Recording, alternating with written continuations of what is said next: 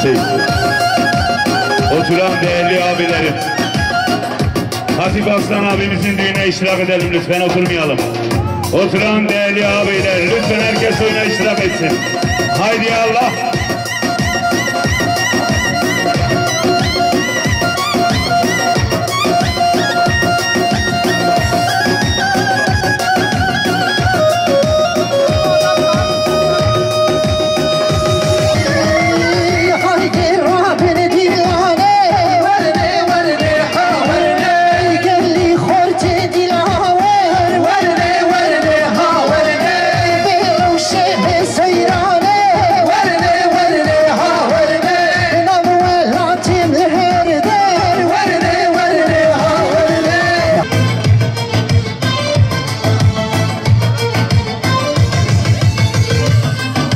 Beraber eşlik edeceğiz. Bir sesle.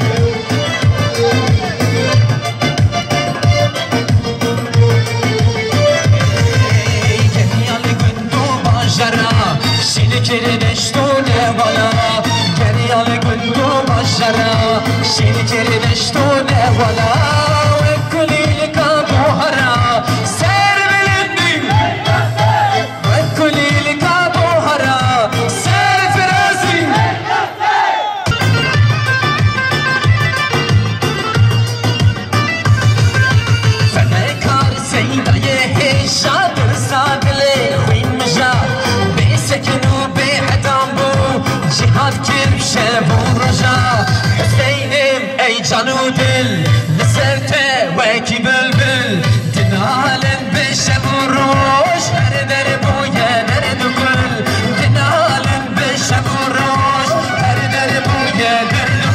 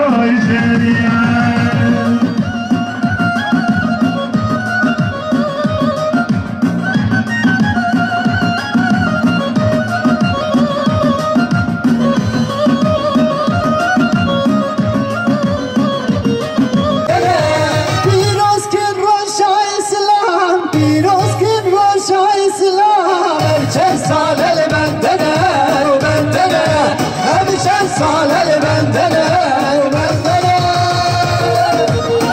hey hey hey hey maşallah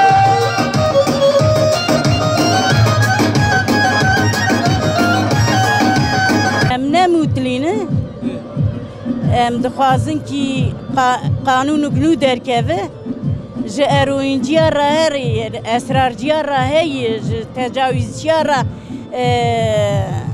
efo heye ji gedê me re tune istiyê me xwarem îro hatinin digîna layê min hema layê min tune nemûtilê min em seslemiş dibin bireçare serê ji me re cezayê didin 3 sal narim cezaeviyê gedê min derin viya ceza mezin dayî me دخوازی مثلا لاوه دبره دعوت بلیجه خواستم ایرو لمال بنا از مدلی بوم ایرو نل مال نه مدلی من جنیه متن از خبر بدم رونی که ایرو ور نای ناشینه جمره جزا ددم دیو باوی و